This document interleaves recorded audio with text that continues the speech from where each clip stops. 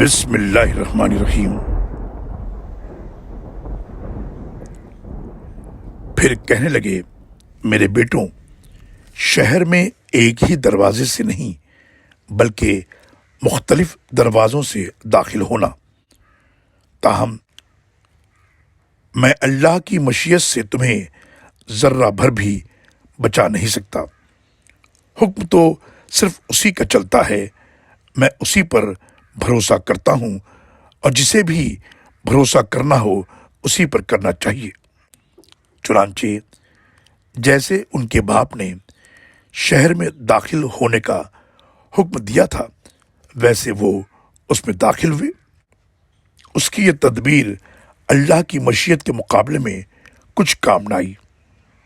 یہ تو محض یعقوب کے دل کا ارمان تھا جسے اس نے پورا کیا تھا۔